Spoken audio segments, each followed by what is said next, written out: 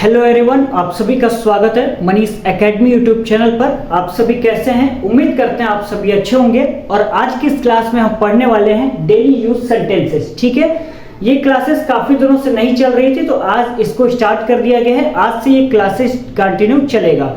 देखिए, सबसे पहले आपको जानना है कि डेली यूज सेंटेंसेस होता क्या है। ठीक है, डेली यूज सेंटेंसेस मतलब ये है कि आपके जीवन में जैसे मान लेते हैं आज है, तो आप इनमें से कोई ना कोई सेंटेंस आप बोल रहे होंगे। ठीक है, यानी कि आस पास हो सकता है, स्कूल में हो सकता है, कहीं भी आप इन सेंटेंसेस को कभी ना कभी बोलते जरूर होंगे। ठीक है, उसको ही आप कह सकते हैं डेली यूज सेंटेंसेस। ठीक है ना।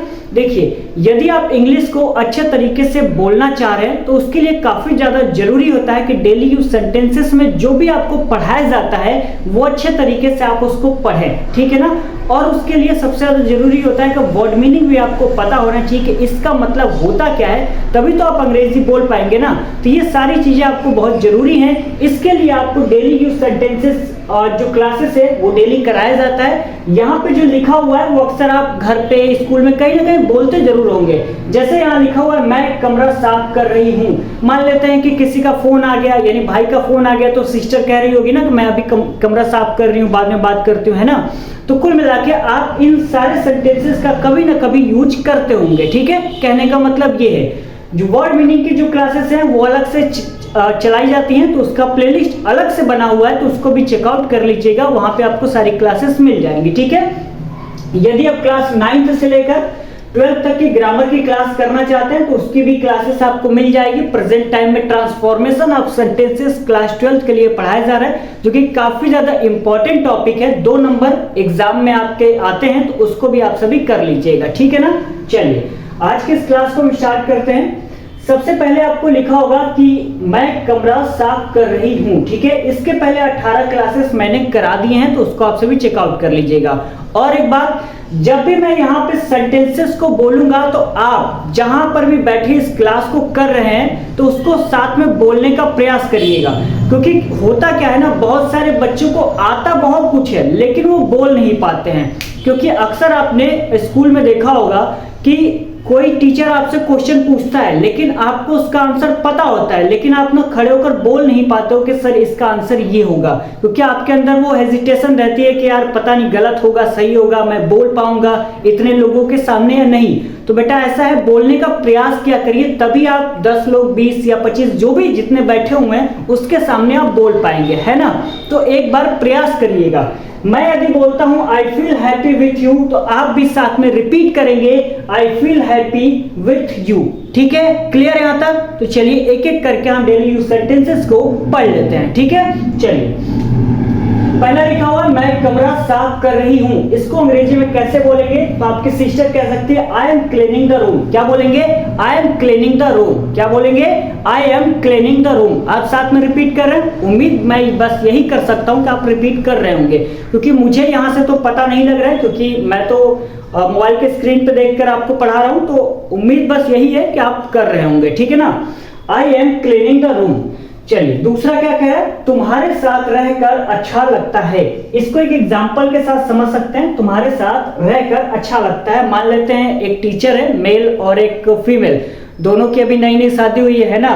तो सुबह सुबह जो मेल टीचर है वो स्कूल जाता होगा, तो वो बेचारा कहता होगा क्या, तुम्हारे साथ रहकर अच्छा लगता है, लेकिन जब हम स्कूल जाते हैं तो बिल्कुल हमको अच्छा नहीं लगता है। तो वो लड़की क्या कहती होगी, हाँ हमें भी अच्छा लगता है आपके साथ रह के, है ना। बस एक एग्जांपल दे रहे हैं कि आपको बोरिंग ना लगे, है ना, क्लास को मजेदार बनाते हैं। ठीक है, तुम्हारे साथ रहकर अच्छा लगता है। तो मेल टीचर क्या कहता है कि जब भी हम स्कूल जाते हैं तो हमें बिल्कुल अच्छा नहीं लगता है, लेकिन जब हम स्कूल नहीं जाते हैं तो आपके साथ रह के बहुत अच्छा लगता है। तो उसको अंग्रेजी में कैसे बोलेंगे? I feel happy with you. क्या बोलेंगे?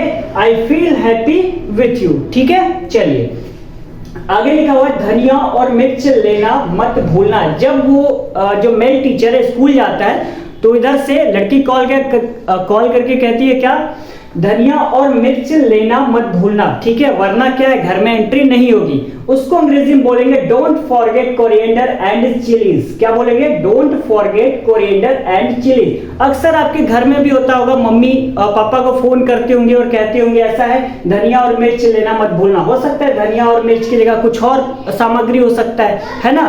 तो उसको अंग्रेजी में कैसे बोलेंगे? Don't forget coriander and chillies, यानी कि धनिया और मिर्च लेना मत भूलना। यहां तक क्लियर? चलिए अगला क्वेश्चन कह रहा है आज अच्छा महसूस नहीं हो रहा है।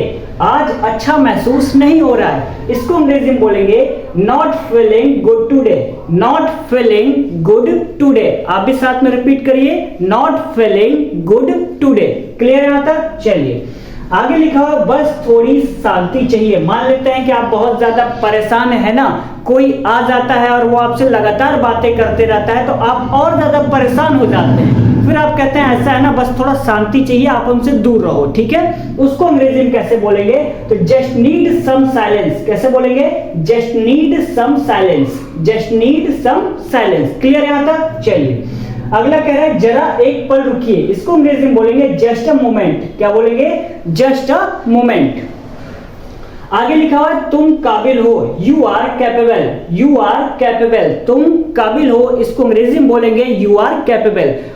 आप साथ में ना कॉपी और पेन साथ में रखा करिए, क्योंकि यहाँ पे जो भी लिखा जाता है ना, यदि आपको वो चीजें आती हैं तब तो ठीक बात है, जो चीजें नहीं आती हैं उसको कॉपी में नोट कर लिया करिए। ठीक है, उससे होगा क्या, जब आप अपने बड़े भाई बहन या छोटे भाई बहन से अंग्रेजी में बात करेंगे तो मान लेते हैं कि आपको बोल रहा है तुम काबिल हो, आप नहीं बोल पा रहे तो आप कॉपी में देखिएगा क्या मैंने ये लिखा हुआ है तुम काबिल हो, तो आपको दिखेगा यू आर कैपेबल, फिर आपको ध्यान में आ जाएगा यू आर कैपेबल, यानी कि तुम काबिल हो। ठीक है ना? चलिए आगे लिखा हुआ है तुम पर बहुत गर्व है। मान लेते हैं कि बोर्ड एग्जाम आ रहा है तो आप बहुत अच्छा नंबर लेकर आते हैं तो पिताजी आपके कहते हैं बेटा हमको आप पर बहुत ज्यादा गर्व है कि आपने बहुत बढ़िया नंबर लेकर आया है। ठीक है, चलिए तो इसको कैसे लिखेंगे? So proud of you. कैसे लिखेंगे? सो प्राउड ऑफ यू, इसका हो जाएगा तुम पर बहुत गर्व है। ठीक है, आगे लिखा हुआ है मैं शांत रहना सीख रही हूं। मैं शांत रहना सीख रही हूं। मान लेते हैं कि एक एग्जाम्पल मान लेते हैं कि कोई होता नहीं बहुत ज्यादा तेज होता है कि हर चीज में वो आगे रहता है, लड़ाई झगड़ा करने में या बहस करने में, हर चीज में आगे रहता है, लेकिन कुछ दिन बाद उसको रियलाइज होता है कि ऐसा है ना, इन सब चीजों में कोई फायदा नहीं है, हम शांत रहना सीख जाते हैं, है ना? तो वही यहाँ पे लिखा हुआ है मैं शांत रहना सीख रही हूँ, इसको बोलेंगे I am learning to stay calm. I am learning to stay calm. Learning मतलब होता है सीखना। क्या होता है लर्निंग? मतलब सीखना। तो I am learning to stay calm. ठीक है, चलिए आगे लिखा हुआ नया दिन नया मौका, इसको आप एक मोटिवेशन की तरह ले सकते हैं। ठीक है, आपका बोर्ड एग्जाम आ रहा है तो आपको एक मोटिवेशन यहाँ पे कोट भी लिख दिया गया है, नया दिन नया मौका, यानी कि जब भी आप उठते हैं तो आपके लिए एक नया दिन होता है, तो आप उस नए दिन में एक अलग सा टाइम टेबल बनाइए और उस टाइम टेबल को फॉलो करिए कि हमें ज्यादा से ज्यादा आज पढ़ाई करना है ना? तो इसको एक मान सकते हैं मोटिवेशन, नया दिन नया मौका। ठीक है, आज आपने पढ़ाई किया, कल एक नया दिन होगा, तो जब उठिएगा तो कल के अनुसार टाइम टेबल बनाइएगा। हो सकता है आज कुछ अलग टाइम पे कुछ अलग वर्क हो, कल के टाइम पे कुछ अलग वर्क हो, तो उसके अनुसार टाइम टेबल बनाइए और आराम से पढ़ाई करिए। तो नया दिन नया मौका, यानी कि new day new chance. New day new chance. ठीक है, आगे लिखा हुआ मकसद के साथ उठो। मकसद मतलब कह सकते हैं उद्देश्य, यानी पर्पस कह सकते हैं। ठीक है, यानी उद्देश्य के साथ उठो। जब भी आप उठिए तो आपके मन में दिमाग में बस एक ही उद्देश्य होना चाहिए कि हमें ज्यादा से ज्यादा पढ़ाई करना है और हमें टॉपर बनना है। टॉपर नहीं तो कम से कम एटलीस्ट इतना नंबर तो ले आइए, कम से कम पिताजी तो कहे कि हाँ बहुत बढ़िया नंबर आए, कम से कम 80% तो ले आइए, 80% से ऊपर ले आइए और अच्छी बात है ना। यदि आप स्टूडेंट हैं तो आपके दिमाग में बस यही पर्पस होना चाहिए, इसके अलावा और कुछ भी नहीं होना चाहिए कि हमारा मोबाइल चार्ज नहीं है, हमको यहाँ घूमने जाना है, हमको वहाँ शादी में जाना है, ये सारी मकसद नहीं होनी चाहिए। ठीक है, आपकी मकसद क्या होना चाहिए? आपका मकसद ये होना चाहिए कि हमें या तो टॉपर बनना है, या तो 80% या तो 85% से ऊपर हमें परसेंटेज में ले आना है। ठीक है, तो यहाँ पे लिखा हो मकसद के साथ उठो, यानी मकसद मतलब होता है पर्पस, यानी कि उद्देश्य कह सकते हैं। ठीक है, तो वेक अप विथ पर्पस। क्या हो जाएगा?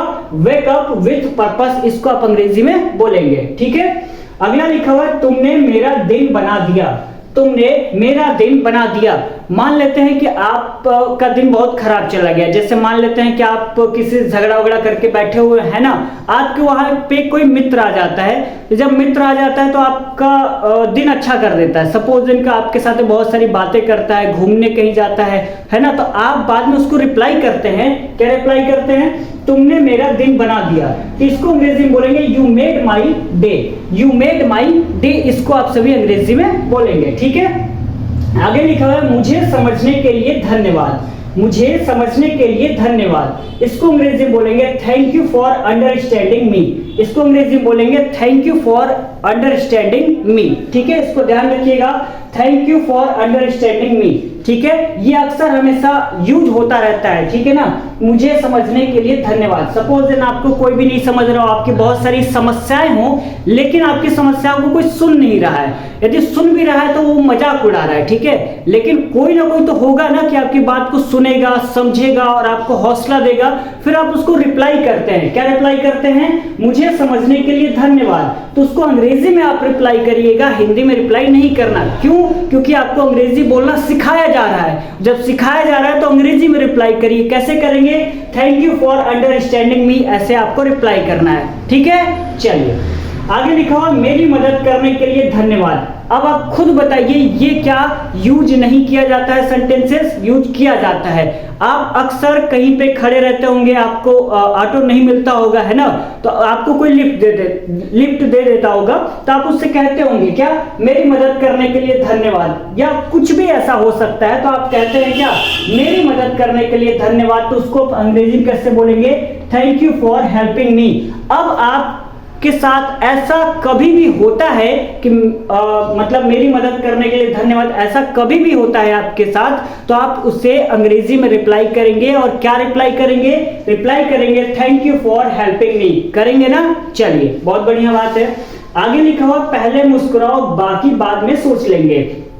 यानी कि बोर्ड एग्जाम आ रहा है ना, तो बहुत सारे स्टूडेंट को बहुत सारी चिंताएं हो रही होंगी कि यार इतना सारा सिलेबस है, बहुत सारे सब्जेक्ट है, हम कैसे पढ़ें। तो उसमें से कोई एक मित्र होगा आपका, वो मतलब काफी ज्यादा कह सकते हैं चल होगा, है ना। तो वो कहता होगा ऐसा है ना यार, पहले मुस्कुराओ, है ना, पहले चिल करो आराम से, बाद में जो होगा वो सोच लेंगे। ऐसे बहुत सारे स्टूडेंट होते हैं। मेरे साथ भी बोर्ड एग्जाम जब था तो मेरे साथ भी यार दोस्त थे, कहते थे यार ज्यादा टेंशन ना लो, है ना, जो होगा देखा जाएगा। तो वही चीजें यहाँ पे लिखा हुआ पहले मुस्कुराओ बाकी बाद में सोच लेंगे। तो उसको अंग्रेजी में बोलेंगे स्माइल फर्स्ट वरी लेटर। लेकिन आपको ऐसा नहीं करना है और आपको ज्यादा बोझ भी नहीं ले रहा, आराम से चिल करके पढ़ाई करिए। चिल से मतलब ये नहीं कि आराम से 6 घंटे 7 घंटे खेलिए, नहीं, 6-7 घंटे पढ़िए और थोड़ा खेलने में अपने जो गिरावट है ना उसको कम करिए, यानी कि समय को कटौती करिए, ठीक है ना। चिल का मतलब ये है, चिल का मतलब ये नहीं कि 6 घंटे 7 घंटे आप खेला करिए।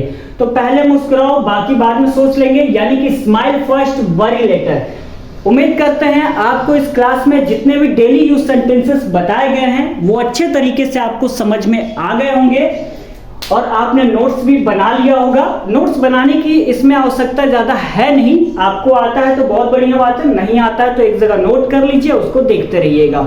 और ये भी मैं उम्मीद करता हूं कि जब मैं अंग्रेजी बोल रहा था तो आप साथ में रिपीट कर रहे थे, क्योंकि जब तक आप रिपीट नहीं करेंगे आपके जो बोलने के हेजिटेशन है वो दूर नहीं होगी। तो साथ में बोलने का प्रयास जरूर करिएगा, ठीक है।